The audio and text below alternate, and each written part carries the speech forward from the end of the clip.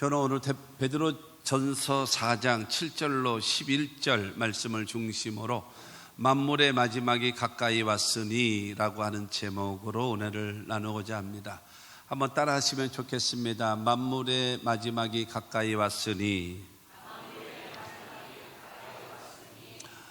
우리가 살고 있는 여러분 이 시대를 마지막 때라고 말합니다. 종말이라고 말을 합니다. 이 마지막 때라고 얘기하는 것은 말세, 종말이라고 하는 것을 말하죠. 이 종말론적인 그 신앙적 태도는 바로 무엇인가 하면은 이 순간순간 내 삶을 살아가면서 내 삶의 마지막이다, 오늘이 내 삶의 마지막이다라고 하는 그런 심정, 그런 태도를 가지고 살아가라는 것입니다. 그런 말이 있어요. 새는 죽을 때가 되어지면 소리가 슬프고요, 사람이 죽을 때가 되어지면 말이 정직해진다고 합니다. 사람이 오늘 저녁 때 되어지면 내가 이 세상을 떠나고 죽을 건데 사기를 치는 사람이 있겠습니까? 요즘에는 있을 것 같아요. 몇 명.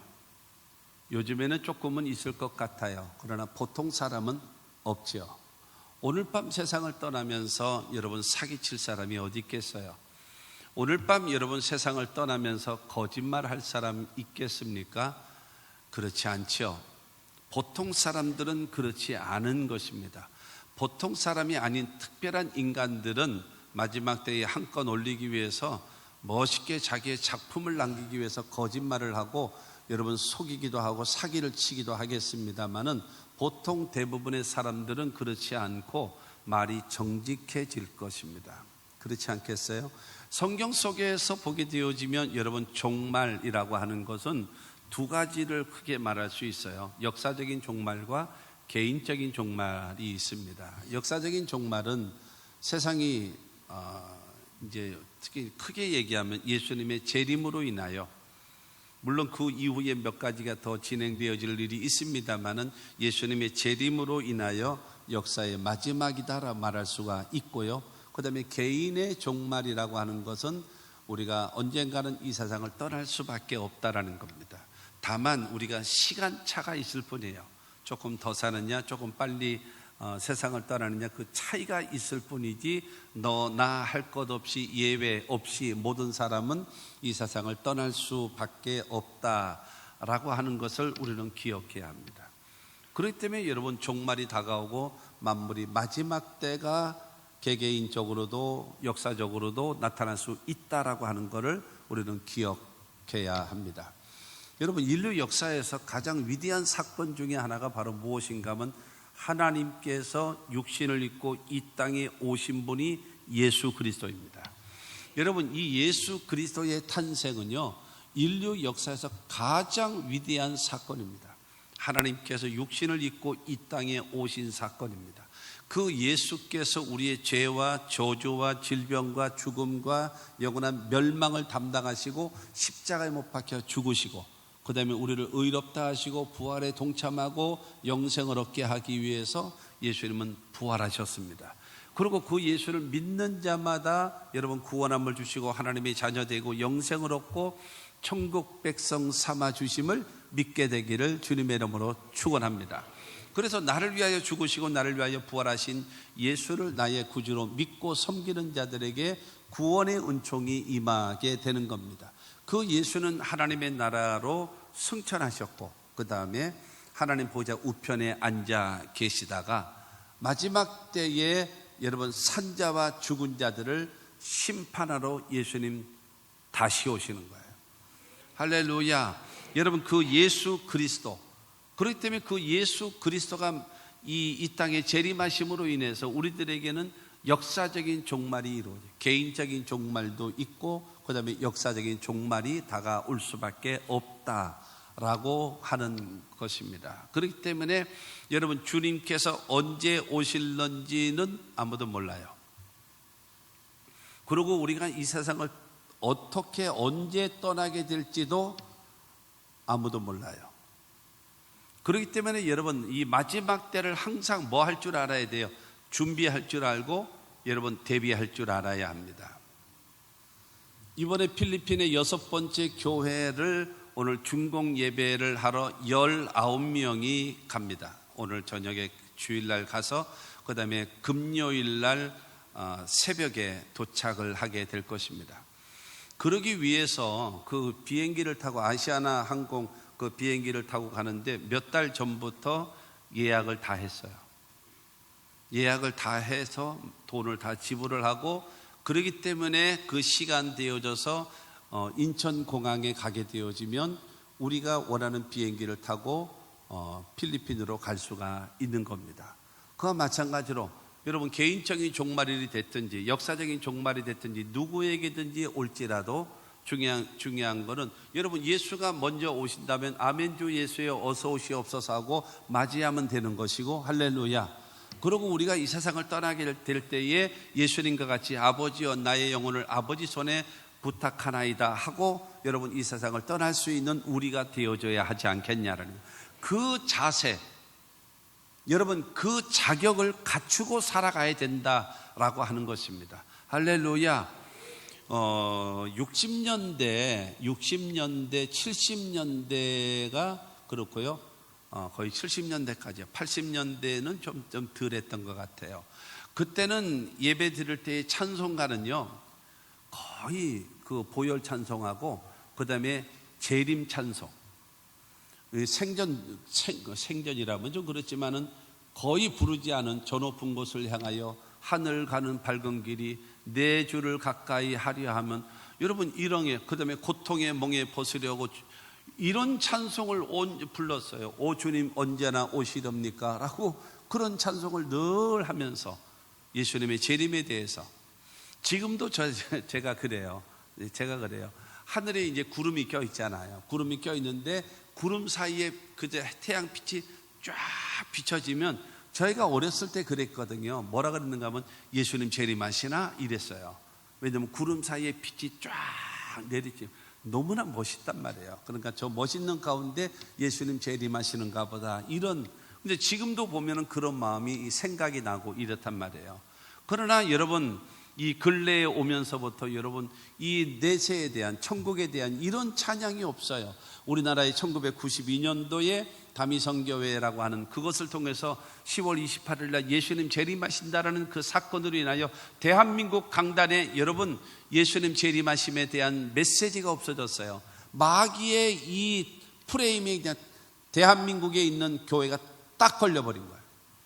그래가지고 예수님의 재림에 대해서 말세에 대해서 여러분 하게 되어지면 이상한 걸로 여러분 이 연상을 하게 되어지는 아주 이 크나큰 사건이었었다는 것입니다. 그러다 보니까는 무엇인가 하면 이 땅에 천국을 만들려고 그래요. 잘 먹고 잘 입고 잘 살고 여러분 호의호식하는 거에다가 온 초점을 다 지니고 가고 있고 심지어는 교회들조차도 대형 교회들이 여러분 이 땅의 건물과 돈을 축적하고 여러분 그러기 위해서 건물을 선교를 하거나 여러분 이 어려운 교회들을 지어주거나 이와 같은 구제하는 일에 쓰지 아니하고 이 땅에다가 교회가 재산 증식해서 뭐 할 겁니까?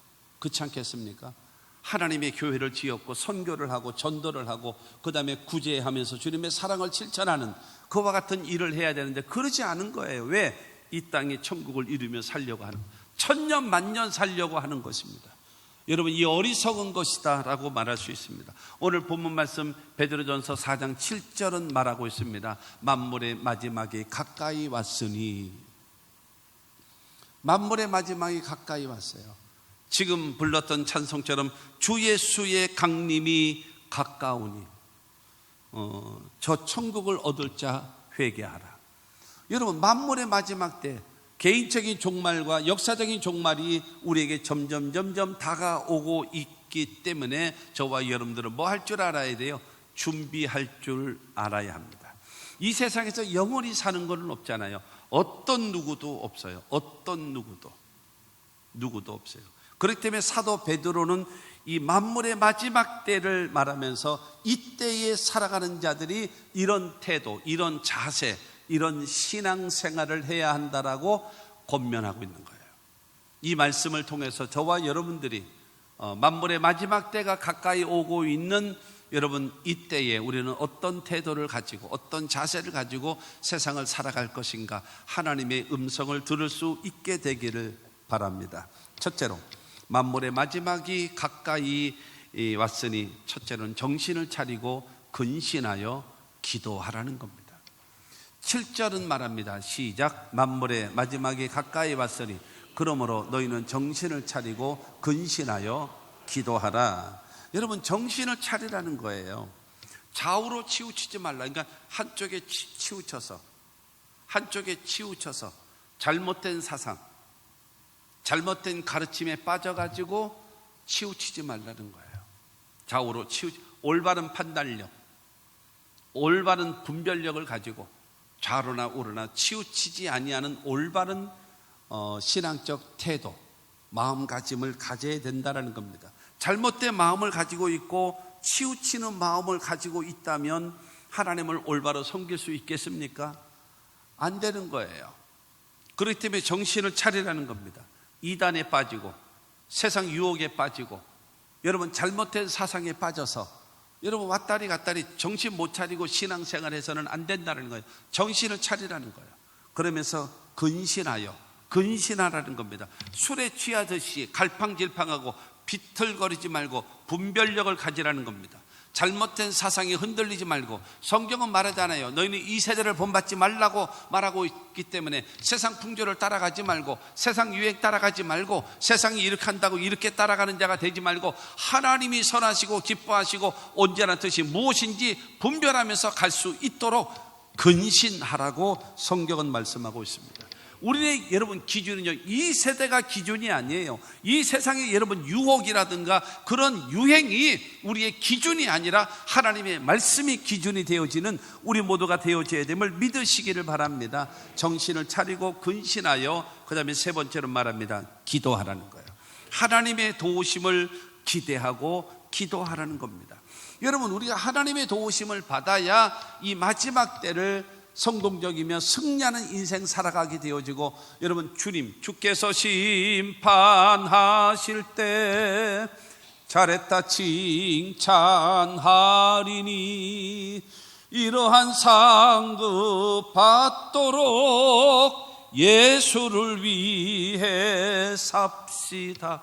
주님 앞에 서는 날 잘했다 칭찬받기 위해서 하나님이 공급하시는 힘을 얻어서 여러분 살아가야 되지 않겠습니까?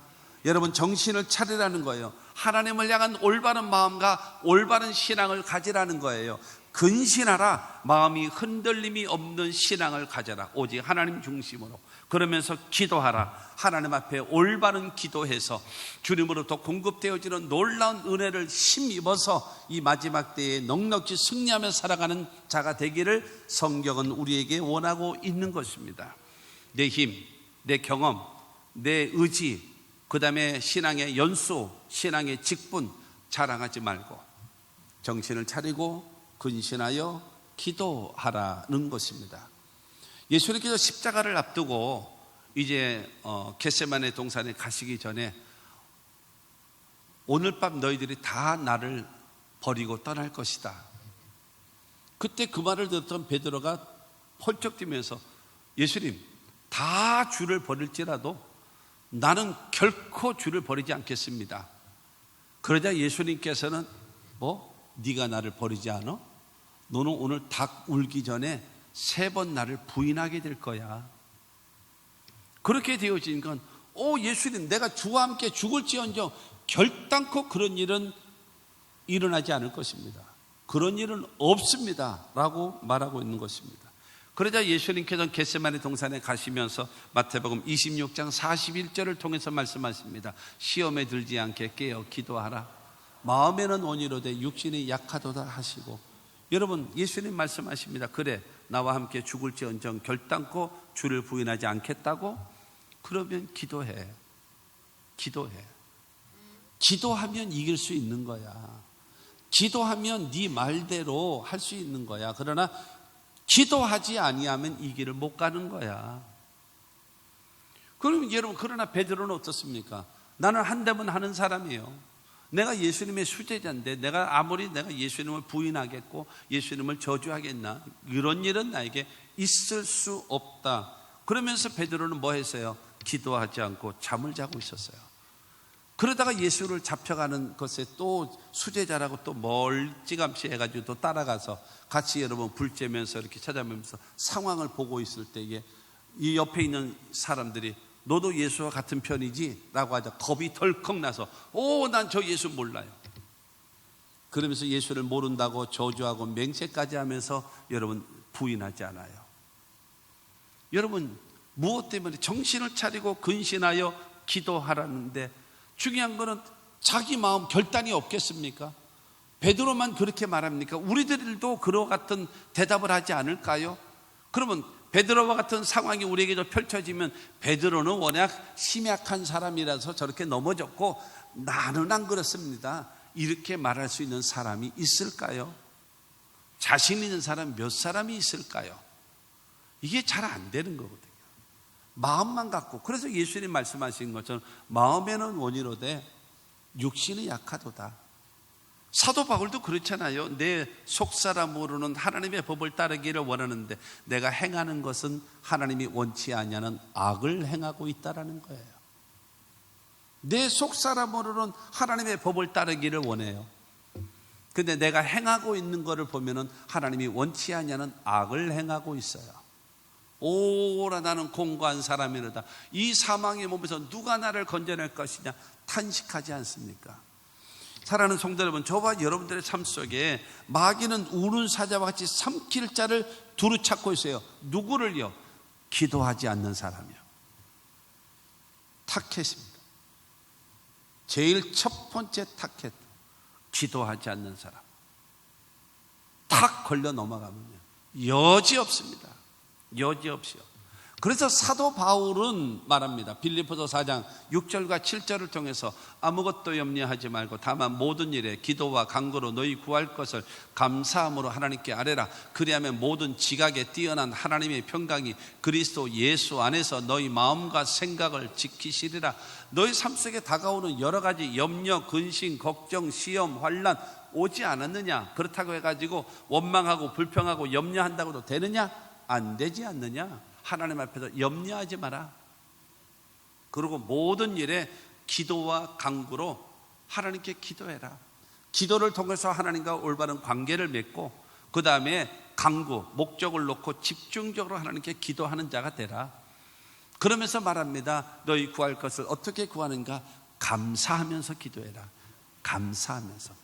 불평하면서 기도하지 말고 감사하면서 하나님께 기도하면 하나님이 베풀어 주신 은혜와 사랑이 고맙고 감사해서 하나님께 여러분 감사하면서 기도하고 어렵고 힘들고 절망스러울지라도 도와주실 것을 기대하면서 그러나 하는 마음으로 하나님 앞에 감사하면서 하나님께 기도하라고 성경은 말씀하고 있는 것입니다. 그러면 하나님의 평강이 그리스도 예수 안에서 우리 마음도 우리의 생각도 가야 할 길도 해야 할 것도 하나님도 가르쳐 주실 겁니다.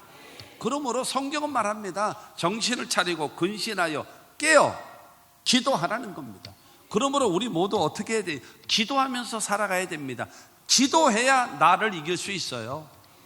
기도해야 마귀를 이길 수 있고요. 기도해야 내게 맡겨진 사명을 감당하며 살아갈 수가 있는 것입니다.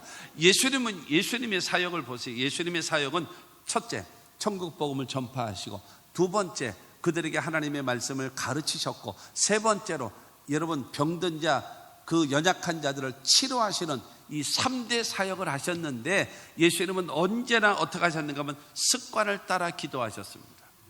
공생애를 시작하기 전에 40일 금식하셨지요. 제자들을 선별하기 위해서도 밤새 철야하면서 기도하셨지요. 그 다음에 오병이어 기적을 나타낼 때도 기도하셨지요. 나사로를 살리실 때도 기도하셨지요. 예수님께서 행하시는 사역 전에 언제나 기도하셨고 사역 후에도 예수님은 기도하셨고 그 다음에 저녁이 되어지면 여러분 산에 가서 기도하시고 새벽 미명에 기도하시는 예수님의 사역은 기도의 사역이었습니다. 그래서 예수님께서 우리의 죄와 저주와 질병과 죽음을 담당하시고 십자가에 못 박혀 죽으실 때 내가 다 이루었다라고 여러분 선언하시고 십자가에 못 박혀 죽으신 겁니다.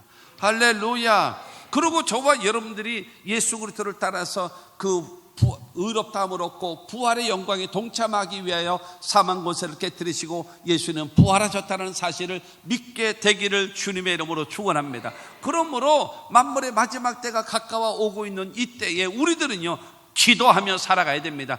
정신을 차리고 근신하여 기도하는 우리 모두가 되어지기를 사도 베드로는 우리에게 촉구하고 있는 것입니다. 두 번째로 만물의 마지막에 가까이 왔으니 뜨겁게 서로 사랑하라는 거예요. 사랑하면서 살라. 첫째로는 정신을 차리고 근신하여 기도하라는 것이고 두 번째로는 뜨겁게 서로 사랑하라는 겁니다. 8절 말씀을 보면 무엇보다도 뜨겁게 서로 사랑할지니 사랑은 허다한 죄를 덮느니라 말씀하고 있습니다. 기도가 하나님과 나와의 관계를 말씀하고 있다면 사랑이라고 하는 것은 사람과의 관계, 특별히 가족과의 관계, 성도와의 관계를 여러분 말씀하고 있습니다. 무엇보다도 뜨겁게 서로 사랑할지니 그랬습니다. 여러분 사람과의 관계 속에서 제일 먼저 무엇보다도 뜨겁게 서로 사랑하라고 하시는 것은 무엇인가 하면 사람과 사람과의 관계에서 제일 우선시 되어져야 할 것이 무엇인가? 사랑하라는 거예요. 그것도 어떻게 사랑하는 거예요? 서로 사랑하라. 어떻게 해요? 뜨겁게 서로 사랑하라는 거예요. 말로만 하는 것이 아니라 여러분 하나님은요 짝사랑하는 것을 원치 않습니다. 그렇지 않습니까? 짝사랑은 이루어지지 않는다라는 말이 있지 않습니까? 여러분 그렇기 때문에 무엇보다도 뜨겁게 서로 사랑하라고 성경은 말씀하고 있는 것입니다. 서로 여러분 우리가 대상을 정확하게 정해야 돼요. 하나님은 어떤 존재인가? 섬김의 대상이고 경배의 대상입니다. 할렐루야. 그리고 사람은요 사랑의 대상입니다. 사람은 사랑의 대상이고 마귀는요 여러분 싸워서 내어 쫓아버려야 될 대상이라는 사실을 기억하시기를 바랍니다. 할렐루야. 여러분 그렇기 때문에 하나님은 섬기고 경배해야 되고 사람은 사랑해야 되고 마귀와는 싸워서 이겨야 될 대상이라는 사실을 분명히 깨닫게 되기를 바랍니다. 요한일서 4장 11절은 우리에게 말합니다. 사랑하는 자들아 하나님이 이같이 우리를 사랑하셨은즉 우리도 서로 사랑하는 것이 마땅하도다. 하나님이 나를 사랑하심을 믿으시면 아멘 하시기 바랍니다. 여러분 하나님이 나를 사랑하신다면 그래서 그 사랑으로 인하여 구원받고 죄사함을 얻고 하나님의 자녀가 되어졌고 여러분 영생의 은혜를 입었다면 서로 사랑하며 살아가는 것이 마땅하다라는 거예요. 의무다라는 거예요. 우리가 해야 할 하나님의 명령이라는 것입니다. 서로 사랑하며 살아갈 수 있는 우리 모두가 되기를 주님의 이름으로 축원합니다. 여러분 하나님의 사랑을 받은 자로서 이 사랑을 행하지 아니하면서 살아가면 되겠습니까? 뭐 귀신 뭐 하나 저거 안 잡아가고 여러분 그 대상이 아니라니까요. 그 대상은 마귀와의 대상이에요. 하나님은 섬김의 대상이고 사람은 사랑의 대상이고 그 다음에 마귀는요 싸워서 이겨서 쫓아내야 될 대상이란 말입니다. 그렇기 때문에 여러분의 배우자를 그와 같은 것으로 마귀와의 대상같이 여러분 여기고 말하고 소닥보듯이 보지 말고 성경은 말하고 있습니다. 서로 뜨겁게 사랑하며 살기를 원하는 겁니다. 사랑하는 성도 여러분, 아들이 장가를 가고 그 다음에 딸들이 시집을 가고 이렇게 되어지는 분들도 많이 있지 않습니까? 그럴 때에 여러분의 아들의 가정이 여러분의 딸의 가정이 맨날 너 죽고 나 살자 하면서 싸움박질하는 것을 그거를 좋아하는 부모가 있겠습니까? 그거는 없죠. 아들의 가정이 그야말로 깨소금을 볶는지 뭐 하는지 몰라도 여러분 사랑하고 화목하고 행복하게 살기를 원하고 여러분의 딸의 가정은 안 그렇습니까? 딸의 가정도 화목하고 사랑하고 행복하게 살기를 누가 기뻐해요? 부모가 기쁜 거예요. 그걸 보면은 여러분 싸우면서 여러분 다투면서 너 죽고 나 죽자 하면서 싸우는 거를 보면서 즐기는 부모 있습니까? 그런 사람이 있으면요 돌봐주다 못해 그럼 묶어놔야 돼요. 그런 사람들은 제정신이 아닌 사람이에요. 모든 부모는 자식들이 사랑하고 화목하고 행복하기를 원하는 거예요. 그러면 하늘 아버지께서는 어떠시겠습니까? 저와 여러분들을 향해서 말합니다. 서로 뜨겁게 사랑하며 간다. 할렐루야. 여러분, 이와 같은 모습을 가지고 살아갈 것을 성경은 말하고 있습니다. 하나님의 사랑을 받았으니 그 사랑을 누구에게요? 상대방에게. 여러분, 가족에게. 저거는 아니에요. 사랑해서는 안 될 사람을 사랑하라는 이야기를 하는 것은 아닙니다. 그리스도의 사랑으로 서로 성도와의 관계, 이웃과의 관계는 그리스도의 사랑. 그리고 여러분, 아름다운 사랑에 서로 뜨겁게 사랑하는 자가 되어질 것을 성경은 말하고 있습니다. 요한복음 13장 34절과 35절 말씀을 보면 새 계명을 너희에게 주노니 서로 사랑하라. 내가 너희를 사랑한 것 같이 너희도 서로 사랑하라. 너희가 서로 사랑하면 이로써 모든 사람이 너희가 내 제자인 줄 알리라. 여러분, 구약 성경에 나와 있는 계명이 무엇입니까? 마음을 다하고 뜻을 다하고 목숨을 다하여 주 너희 하나님은 사랑하라 하는 것이요, 둘째도 이와 같으니 내 이웃을 내 몸과 같이 사랑하라. 여러분, 하나님을 사랑하는 것이고 두 번째로 내 이웃을 내 몸과 같이 사랑하라는 거예요. 그러므로 하나님 사랑하라는 것이고, 두 번째는 내 자신을 사랑하라는 것이고, 세 번째로는 내 상대방 이웃을 사랑하라고 여러분 구약 성경을 통해서 말씀하고 있는 것입니다. 하나님 사랑하는 것은 우리 대부분들 알고 있어요. 제대로 얼마만큼 사랑하는지는 몰라도 중요한 것은 사랑에 대해서는 그걸 알고 있단 말입니다. 그런데 중요한 것은 두 번째가 내가 내 자신을 사랑해야 되는 거예요. 근데 우리나라 많은 사람들이 자존감이 넘쳐야, 여러분, 자기 자신이, 자존심은요, 나 잘났다라고 하는 것이 자존심이고, 자존감이라고 하는 것은 나는 소중한 존재다, 나는 귀한 존재다라고 하는 여기는 겁니다. 자존심 강한 사람들은 많이 있어도 자존감이 강한 사람들이 많지 않아요. 그런데 여러분들은요, 자존감이 넘쳐나야 됩니다. 여러분, 내가 내 스스로를 하찮게 여기면서 다른 사람을 귀하게 여기겠습니까? 잘 안 될 거요? 잘 안 되지요. 내 자신이 소중하면요, 상대방도 소중한 거예요. 내가 귀하면요, 상대방도 귀한 거예요. 할렐루야. 그렇기 때문에 내가 내 자신을 자존감을 가지고 소중히 여기고 귀히 여기고 사랑하는 마음을 가지고 그 다음에 이웃을 사랑해야 되는데 내 자신이 이게 안 되는 거예요. 그러다 보니까는 이웃 사랑이 제대로 연결이 안 되는 겁니다. 그래서 예수님께서 새 계명을 너에게 주노라. 새 계명, 새로운 명령이다. 하나님의 명령. 그러면서 말합니다. 서로 사랑하라. 어떻게 사랑하느냐? 내가 너희를 사랑한 것 같이 너희도 서로 사랑하라. 구약에는 내 이웃을 내 몸과 같이 사랑하라고 했지만 그래도 안 되지 않냐? 그러므로 기준이 바뀌어라. 네 자신이 아니고 기준이 누구냐? 나다. 예수님이라는 거예요. 내가 너희를 사랑한 것 같이. 여러분, 예수님의 사랑은 무엇입니까? 하나님의 사랑은 무엇입니까? 그럼에도 불구하고의 사랑 아닙니까? 그 사랑. 그러므로 하나님을 사랑하는 것 당연한 것이고, 그 다음에 두 번째로는 내 자신을 사랑하라. 귀히 여기라. 존중히 여기라. 그러고 나서 중요한 것은 내 이웃, 그 이웃을 사랑하라. 어떻게 사랑하는가? 예수님이 우리를 사랑하신 것처럼 사랑하라는 거예요. 할렐루야. 이 사랑을 하면서 살기를 여러분 예수께서 우리들에게 원하고 있는 것입니다. 죄인을 위해서 여러분 십자가 못 박혀 죽으심으로, 그러니까 내가 희생하여 너를 살리는 것이 예수님의 사랑 아닙니까?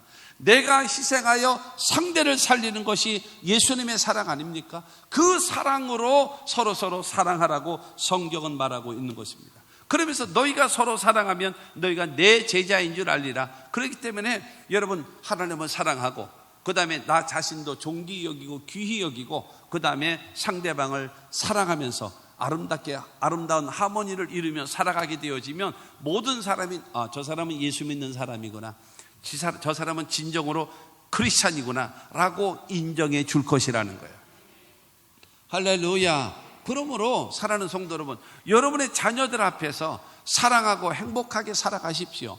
여러분의 역사적 사명을 띠고 여러분 사랑하면서 살아갈 수 있는 우리 모두가 되어지기를 주님의 이름으로 축원합니다. 나 때문에 상대방이 좋아야지요. 나 때문에 상대방이 행복해야지요. 나 때문에 상대방이 여러분 살만 나야 되지 않겠습니까? 그래서 여러분 베드로는 말하고 있습니다.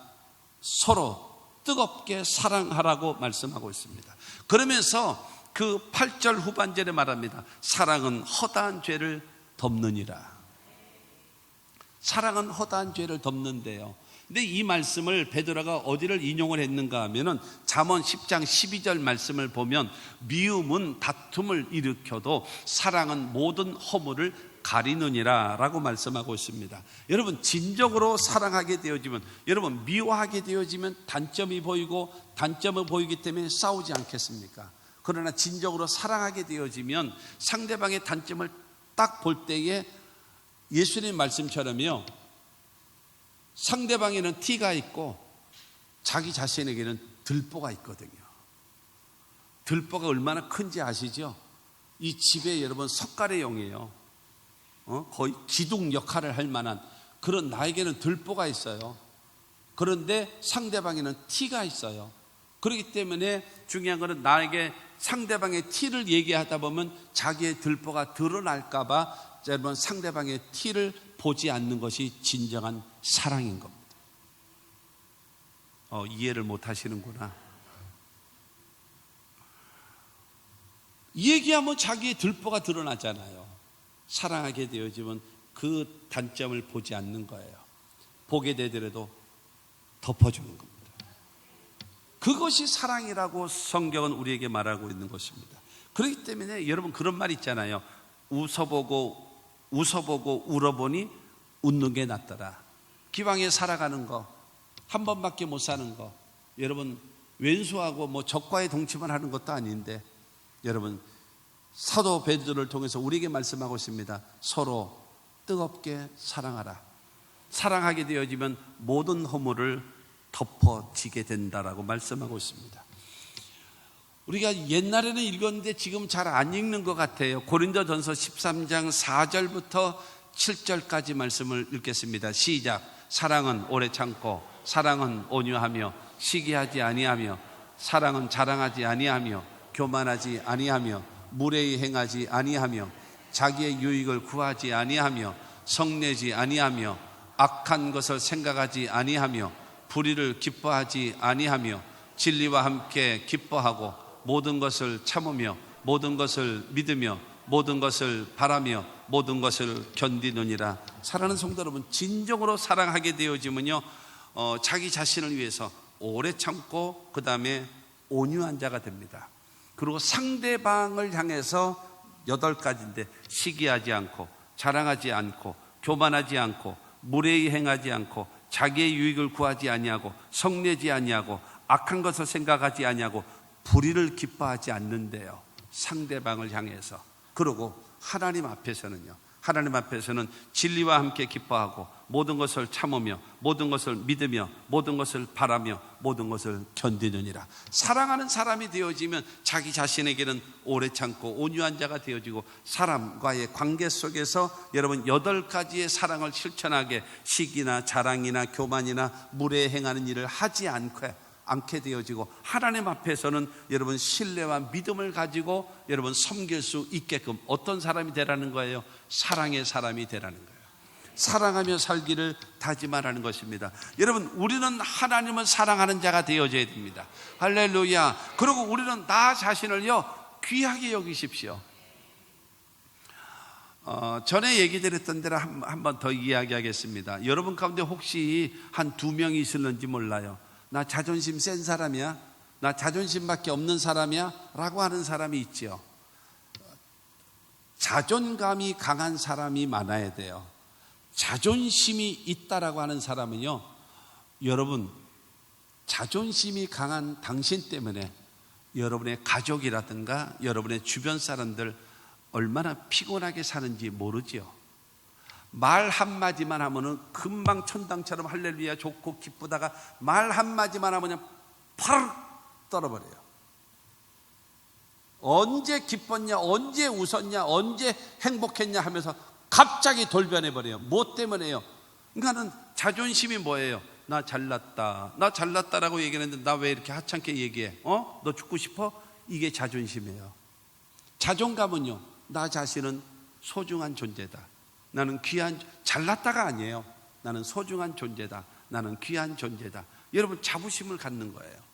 여러분 모두는 자존감이 넘쳐나기를 주의 이름으로 축원합니다. 여러분의 자녀들에게요, 자존감을 키워주세요. 자존감을 불어넣어 주세요. 여러분 그거 있잖아요. 나 같은 건 죽어야 돼, 나 같은 건 쓸모도 없고. 아니에요. 공주병이 낫습니다. 좋아요. 왕자병도 괜찮고요, 왕비병도 괜찮아요. 나 같은 건 쓸모가 없어, 나 같은 건 죽어야 해. 여러분, 이런 것보다 훨씬 왕자병이, 공주병이 낫다니까. 아니, 어떻게 살기를 원하는 거예요? 이 말을 해도 대꾸가 없고 저 말을 해도 대꾸가 없고. 사랑하는 성도 여러분, 자존심에 빠져 살지 말고 자존감으로 사십시오. 하나님이 나와 함께 하십니다. 하나님이 내 편이십니다. 하나님이 나를 도와주십니다. 나는 반드시 승리합니다. 여러분, 여기서 왜 자존심이 생깁니까? 자존감이 넘쳐나야죠. 할렐루야. 여러분, 이와 같은 하나님의 사람들이 되시기를 바랍니다. 나는 하나님을 사랑하고요, 그 다음에 내 자신을 사랑하고, 그 다음에 누구를요? 배우자를 사랑하십시오. 부모님을 사랑하십시오. 자녀를 사랑하십시오. 옆에 사람, 성도들을 서로 사랑하십시오. 그러면서 살아갈 수 있게 되기를 주님의 이름으로 축원합니다. 세 번째로, 만물의 마지막에 가까이 왔으니 서로 대접하라. 상대방을 귀하게 여기고 상대방을 대접하라는 거예요. 9절 말씀을 말합니다. 서로 대접하기를 원망 없이 하고 라고 말합니다. 이스라엘 지역은요, 광야예요. 광야, 허벌판. 이 광야는요, 쉴 곳이 없어요.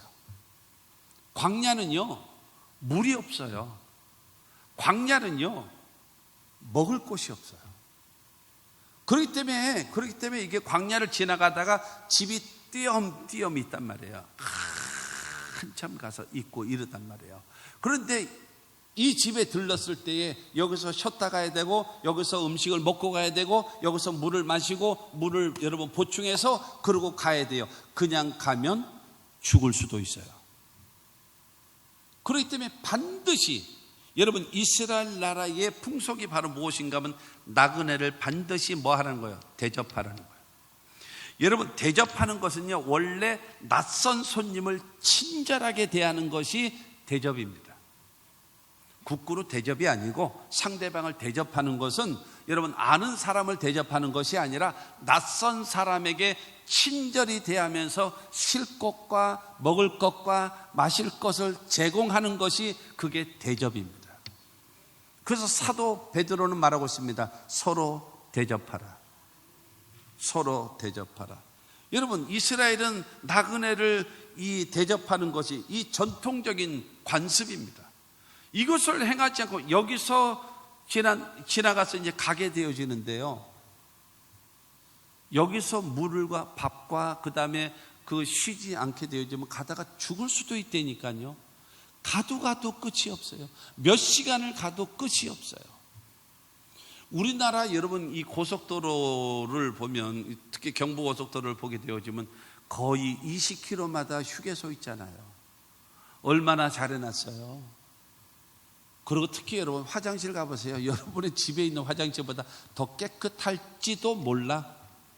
얼마나 잘 해놨어요. 깨끗하게 쉴 수도 있고, 마음껏 먹을 수도 있고, 단 돈이 좀 있어야죠. 마실 수 있고 쉴 수 있는 모든 시설이 다 갖추어져 있기 때문에 여러분, 이 광야도 그렇다라는 생각은 아예 버리십시오. 가도 끝이 없어요.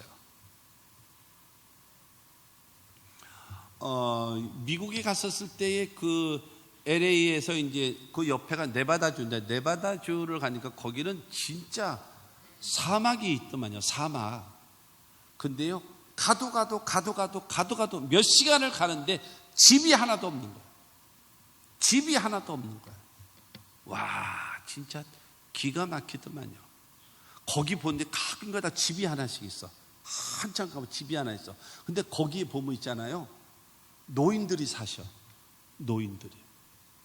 그러니까 마트 같은 데 가가지고 말하자면 한 달치 말하자면 음식을 다 사갖고 와가지고 냉장고에 저장해서 사나 봐요. 근데 그래서 이제 물어봤어요. 거기 이제 선교사 목사님한테 왜 저 사막 속에서 노인들이 사냐? 은퇴한 노인들이 사막에서 산대요. 왜 그러냐? 저분들은 대부분 루마티스, 관절염, 이 사람들이 전부 다 사막에 산대요. 왜냐하면은 구름이 끼고 비가 오고 막 이런 데는 얘야 빨래 걷어라 막 이러잖아요. 사막에 사는 사람은요 빨래 걷어라를 말을 할 필요가 없어요. 언제나 루마티스, 관절염 하나도 안 아파요. 여러분 허리가 많이 아파요, 관절염이 있어요, 루마티스 있어요. 그럼 내가 소개해 줄게. 사막으로 선교사로 파송해 줄게. 거기서는 여러분 루마티스 약을 먹을 필요가 없어요. 그냥 관절염 약을 먹을 필요가 없어. 그러니까 꼭 기억하십시오. 그러니까 혹시 부인들 가운데 너무 아픈 데가 많이 있으면 어디 사막으로 여행을 가. 그러면 아주 마냥 행복해 할 겁니다. 왜냐하면 뭐 쑤시고 결리고 이러는 것이 없기 때문에 그렇단 말이에요. 그런데 그곳에서 대접을 받지 못하면 죽으면 되겠습니까? 그렇기 때문에 베드로는 말합니다. 서로 대접하기. 남을 대접하려면 돈이 들어가잖아요. 남을 대접하려면 시간이 들어가잖아요. 여러 가지 것이 포함되잖아요. 그러다 보니까 뭐예요? 짜증이 나기도 하는 거예요. 그러지 마라. 기쁨으로 해라.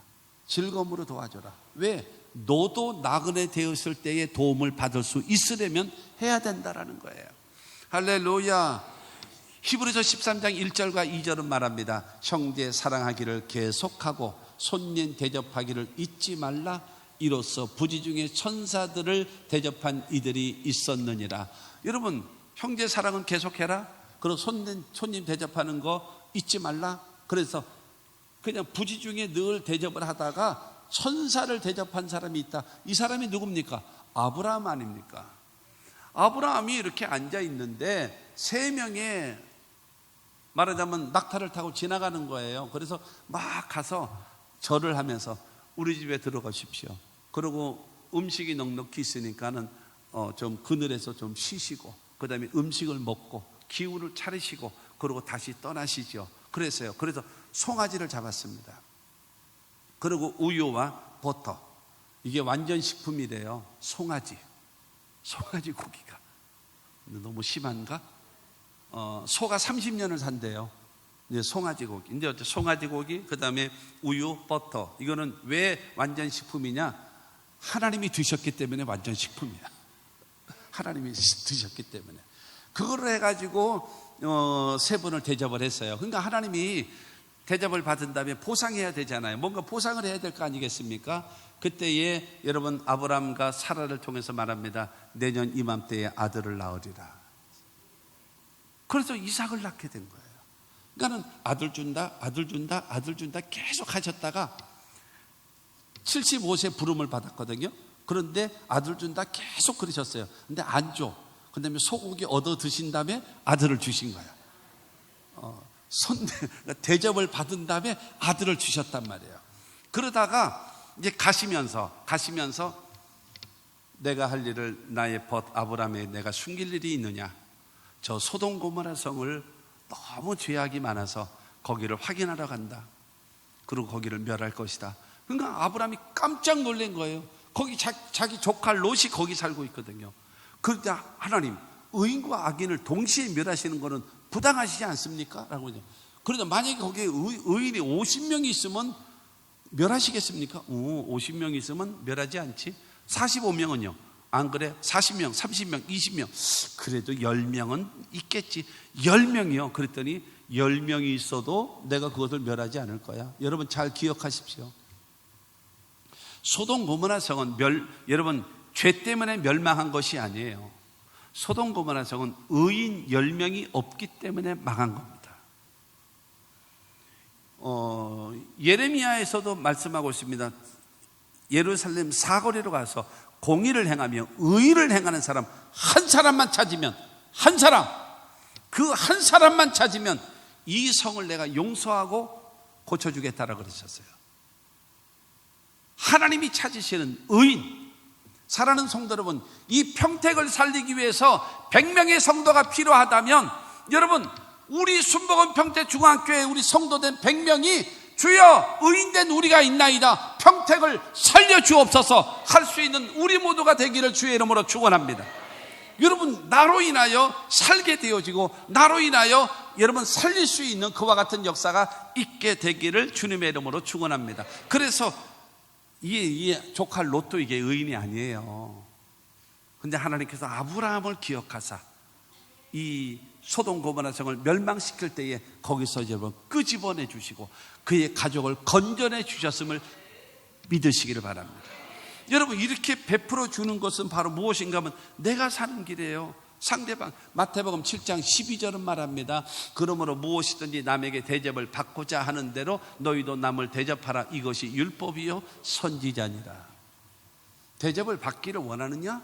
그러면 대접을 해. 그럼 너도 대접을 받을 거야.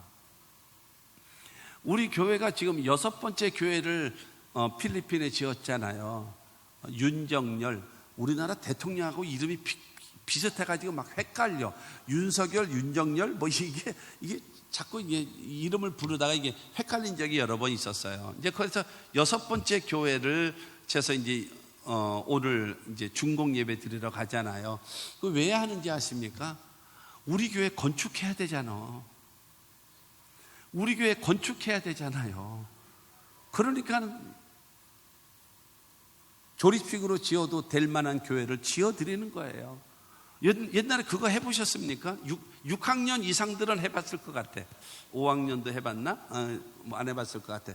옛날에 그래서 이게 모래들이 있으면요, 이렇게 손 넣고 이렇게 해가지고 두꺼봐 헌집 줄게 새집 따고 하고 놀았어. 6학년들은 얼굴에 웃음이 가득해. 옛날에 했던 거 생각난다 이런 거예요. 5학년들은 저게 뭐지? 이러고 있을런지 모르겠어요. 여러분, 중요한 거는 무엇인가 하면은 작은 그 필리핀에 있는 교회들을 지어주면서 하나님 우리 교회 지어야 돼요 아시지요? 우리 교회 지어야 돼요 아시지요? 그게 뭔지 아십니까? 여러분, 큰 집 주고 새 집 달라 그러는 거예요. 작은 집 지어주고 새 집, 큰 집 달라는 거예요. 그러면서 하나님이 왜요? 대접을 받아야 되니까는 우리가 먼저 대접하는 거예요. 그래서 하나님 우리 교회 책임져 주십시오. 그러고요, 또 그게 있습니다. 가가지고 제가 계속적으로 그렇게 얘기하는데, 자, 여러분, 필리핀 그 있는 성도들이 다 원주민이니까 이 한국 사람 없잖아요. 그 윤정열 한 사람만 한국 사람이고 다 필리핀 사람이잖아요. 따갈로어 쓰는 사람들. 그래서 그 사람들의 이 길을 살려줘야 되겠기 때문에 우리가 1950년도에 대한민국이 완전히 풍전등화다. 태풍 앞에 촛불과 같은 신세. 6.25 전쟁이 일어났다. 우리나라는 완전히 멸망할 수밖에 없는 절대절명의 상황이었다. 그런데 미국을 중심으로 해서 16개국이 대한민국을 살려줬다. 나는 그것에 너무너무나 고마워하고 너무너무나 감사하고 있다. 근데 그 16개국 속에 필리핀이 들어있다. 그래서 필리핀이 우리 대한민국을 살리는 일에 도와줬기 때문에 옛날에는 필리핀이 우리나라보다 훨씬 잘 살았지만 지금은 우리나라가 훨씬 더 잘 사니까 우리가 이게 선교하고 구제하고 나누어 주는 것은 필리핀이 우리를 살려줬기 때문에 우리도 하나님께서 주신 것을 우리는 대접할 따름이다. 왜요? 받는 사람 자존심 상하면 안 되잖아. 길을 살려줘야지. 이 선교 안 하는 사람들이 아멘을 안 하는 거요. 여러분, 그런 것입니다. 절대적으로 줄 때는 어떻게 하는가 하면 주는 자의 입장에서 주면은 안 되고 받는 자의 입장에서 주는 자가 되어져야 주고도 칭찬받고 주고도 여러분 하나님께 영광을 돌릴 수가 있는 거예요. 이건 수준이 높아야만 이해가 되는 거예요. 수준이 높아야지만이. 주는 자세로 너는 받는 자지 나는 주는 자야. 똑바로 앉아. 여러분, 이거는 안 되는 거예요. 이건 주고도 욕먹는 거예요. 하나님 영광 가리우는 겁니다. 그래서 대접을 받기를 원하면 먼저 대접을 하는, 이것이 율법이고 선지자라고 말씀하고 있습니다. 마태복음 25장 35절은 우리에게 말하고 있습니다. 내가 줄일 때에 너희가 먹을 것을 주었고 목마를 때에 마시게 하였고 나그네 되었을 때에 영접하였고 헐벗었을 때에 옷을 입혔고 병들었을 때에 돌보았고 옥에 갇혔을 때에 와서 보았느니라 말씀하고 있습니다. 가난하고 소외되고 어렵고 힘든 사람들을 도와주는 것은 하나님을 구워주는 것이다. 그래서 하나님이 갚아주신다. 지극히 작은 자에게 하는 것이 지극히 크신 하나님을 대접한 것이다. 그래서 창세로부터 너희를 위하여 예비된 하나님의 나라를 상속받으라고 칭찬하시는 겁니다. 할렐루야. 그러므로 저와 여러분들을 사랑을 실천하며 살아갈 수 있는 우리 모두가 되어져야 합니다. 네 번째로, 만물의 마지막에 가까웠으니 은사를 받은 대로 선한 청지기같이 서로 봉사하라는 거예요. 하나님으로부터 은사를 받았고, 그 다음에 여러분 은혜를 받았으니까 10절 말씀입니다. 각각 은사를 받은 대로 하나님의 여러 가지 은혜를 맡은 선한 청지기같이 서로 봉사하라. 하나님은 각 사람에게 은사를 주시고 은혜를 주시고 재능을 주십니다. 다 달라요. 다 다른 겁니다. 그렇기 때문에 그 다른 사람들이 다 모여서 아름다운 하모니를 이루고 순복음의 합창을 이루는 거예요. 할렐루야. 아름다움을 만들어내는 겁니다. 각각 다른 은사, 각각 다른 재능, 각각 다른 은혜, 각각 다른 여러분 모든 사람들이 모여서 아름다움을 이루어 나갈 수 있는 그와 같은, 너는 왜 나같지 않냐? 안 돼요. 달라야 돼요. 서로 달라야 아름다움을 이룰 수 있습니다. 여러분 그랬다 그래요. 부부간에 찰떡궁합, 그거 너무 기대하지 마세요. 그거는 별로 없대요. 그건 없대요. 어느 유명한 가수한테 물어봤대요. 당신 남편하고 잘 맞느냐? 이효리가 말했습니다. 뭐라고 말했는가? 맞는 사람이 어디 있어요? 맞춰가는 거지요. 맞는 사람이 어디 있어요? 다 다른데, 지각각인데. 여러분 이효리 알잖아요. 이효리가 얘기했어요. 맞는 사람이 어디 있어요? 맞춰가는 거죠. 맞춰 사는 겁니다.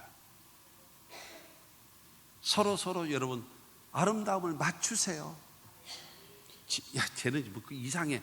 여러분 그러지 마세요. 미운 오리 새끼, 오리들이 모여가지고 여러분 저기 백조를 갖다가 뭐 미운 오리 새끼 만들고 그러면 웃기는 꼴이에요.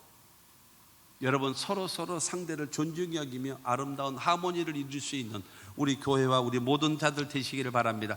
5달란트 받은 사람은요 가서 5달란트를 또 남겼어요. 2달란트 받은 사람은요 또 가서 2달란트를 남겼어요. 근데 이 1달란트 받은 사람은요 이게 뭐 된 것도 아니면서 자존심은 세가지고 누구는 5 주고 누구는 줄 주고 나는 이 기껏 하나 주고.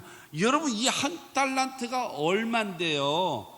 1데나리온이 하루 장정품사 8만 원으로 계산하게 되어지면 6, 8이 48, 4억 8천만 원이라고 옛날에 말씀드렸잖아요. 1달란트가 하루 장정 데나리온이 8만 원, 우리나라 돈으로 8만 원으로 계산하게 되어지면 여러분 데나리온의 6,000배가 1달란트거든요. 그러니까 6, 8이 48, 4억 8천만 원이에요. 언제 지가 4억 8천만 원 만져보겠어요? 그런데 중요한 거는 누구는 5달란트 주고 누구는 2달란트 주고 누구는 1달란트 주고 지 주제를 생각하지 못하고 이걸 땅에다 묻어놨다가 주인이 왔을 때 이거 줬던 거 도로 가지세요 하고 1달란트 줬더니 야 너는 차라리 일하기 싫으면 은행에라도 몇 개 놨으면 이자라도 나올 거 아니야. 땅에다 묻어놔버려? 저거 당장 뺏어버려. 저는 이놈 내쫓아버려. 바깥 어두운 데서 이를 갈게 만들어라. 책망해버리고 저주해버리고 쫓아내버린 거예요. 그렇기 때문에 중요한 것은 사랑하는 성도 여러분, 저희가 맡은 대로 주어진 대로 여러분 남의 것 뭐 남이 크다 적다 여러분 얘기할 필요 없어요. 내 모습 이대로 주 받으옵소서. 내 모습 이대로 하는 거예요. 나로서 최선을 다하면 되는 거예요. 할렐루야. 남 비교하면서 원망 불평하지 마세요. 나는 나다. 해보세요. 한번 따라 해보세요. 큰 소리로. 나는 나다. 나예요. 나는 나예요. 누구 앞에서든지 간에 당당하게 하나님 앞에는 철저하게 겸손하십시오. 그리고 사람들 앞에는 당당하게 사십시오. 나는 나다. 우리 모두 여러분 그러면서 뭐라죠? 하는 선한 청지기같이 서로 봉사하라. 청지기는요 자기 것이 없어요. 주인의 것을 관리하는 거예요. 주인이 원하시는 대로 일을 하는 거예요. 주님께서 주셨죠 은사를. 주님께서 은혜를 주셨죠. 주님께서 재능을 주셨죠. 주님이 원하시는 일에 쓰세요. 봉사하세요. 헌신하세요. 그러면 하나님께서 칭찬하시고 더 큰 축복을 주실 겁니다. 11절 말씀을 보겠습니다. 11절에 보면 만일 누가 말하려면 하나님의 말씀을 하는 것 같이 하고 누가 봉사하려면 하나님이 공급하시는 힘으로 하는 것 같이 하라. 이는 범사에 예수 그리스도로 말미암아 하나님이 영광을 받으시게 하려 함이니 그에게 영광과 권능이 세세에 무궁하도록 있느니라. 아멘. 여러분, 누가 이게 말을 하고 강의를 하고 설교를 하고 이렇게 말을 해서 잘한다라고 인정받으면 아니, 하나님이 깨닫게 해주셔서 하나님이 저에게 말씀을 주셔서 말씀을 잘 전했을 뿐입니다 라고 말하는 것이 아름다운 것이다 라고 지금 베드로는 말하고 있고, 그리고 누가 봉사하려면 하나님이 공급하시는 힘으로 하는 것 같이 말하라. 나는 아니에요. 하나님께서 이게 돕는 손길을 주셨고 하나님께서 물질을 사람들을 통해서 보내주셔서 내가 그 일을 할 수 있도록 하나님이 도와주신 거예요 라고 하면은 하나님이 영광을 받으신다라는 거예요. 할렐루야. 그래서 여러분, 내가 말을 하든지 앞서가든지 아니면 봉사를 하든지 무엇을 하든지 간에 하나님이 공급하시는 힘으로 하는 것 같이 하는 것이 선한 청지기의 올바른 일꾼의 모습이다라는 거예요. 할렐루야. 우리 모두 이렇게 살 수 있게 되기를 주님의 이름으로 축원합니다. 봉사하면서 선한 일 하면서 여러분 내 것 주는 것처럼 하면은 안 돼요. 교만입니다. 누구 거예요? 하나님의 것입니다. 하나님의 것. 그렇기 때문에 여러분, 하나님께서 더욱더 우리에게 큰 은혜, 하나님이 공급하시는 힘으로 한다, 이 믿음을 갖고 겸손히 하나님을 섬기며 선한 일을 하십시오. 그래야 하나님을 기쁘시게 하는 것이고 사람에게도 칭찬을 받게 될 것이고, 할렐루야, 이 은혜가 임하게 될 것을 믿으시기를 주의 이름으로 축원합니다. 결론입니다. 만물의 마지막이 가까이 왔기 때문에 첫째, 정신을 차리고 근신하여 기도하십시오. 기도하는 사람. 두 번째로는 뜨겁게 서로 사랑하십시오. 세 번째로는 서로 대접하십시오. 그리고 네 번째로는 은사를 받은 대로 선한 청지기 같이 서로 봉사하십시오. 첫째는 뭐 하라고요? 기도하라고. 두 번째는 뭐 하라고요? 사랑하라고. 세 번째는 뭐 하라고요? 남을 대접하라고. 네 번째는 뭐 하라고요? 봉사하라고. 여러분, 이러면서 살아가는 것이 마지막 때를 가까이 오고 있는 역사적인 종말, 개인적인 종말이 다가오고 있는 사람들의, 하나님의 사람들의 모습이라는 거예요. 여러분, 그래서 언제 주님이 오실지 몰라요. 그래서 주님이 먼저 오시면 아멘 주 예수여 어서 오시옵소서 맞이할 수 있게 되기를 바라고, 그 다음에 우리가 주님 오시기 전에 먼저 이 세상을 떠나게 되어진다면 예수님 같이 아버지여 내 영혼을 아버지 손에 부탁하나이다 라고 여러분 주님께 내 영혼을 맡길 수 있는 우리의 신앙적인 여러분 태도와 삶의 모습을 갖고 살아가시기를 주님의 이름으로 축원합니다. 역사적인 종말이 올지라도, 개인적인 종말이 올지라도 주님으로부터 인정받고 칭찬받고 여러분 하나님으로부터 상급받는 하나님의 사람들이 됩시다. 기도하겠습니다. 하나님 고맙습니다. 만물이 마지막이 가까웠습니다. 기도하는 자가 되라, 사랑하는 자가 되라, 대접하는 자가 되라, 봉사하는 자가 되라. 사도 베드로를 통해서 우리에게 말씀해 주셨사오니 전능하신 하나님 우리들의 아버지여 기도합니다. 우리 모두 하나님 이 사랑을 실천할 줄 아는 신앙과 믿음의 사람 되어줄 수 있도록 주께서 은총과 복을 허락하여 주시옵소서. 예수님의 이름으로 기도하옵나이다. 아멘. 말씀 생각하시면서 우리가 첫째로 기도하고 두 번째로 사랑하고 세 번째로 대접하고 네 번째로 봉사하는 삶, 우리 마지막 때가 가까이 올수록 이렇게 살아갈 수 있도록 도와주옵소서. 통성으로 기도합니다. 할렐루야. 거룩하신 하나님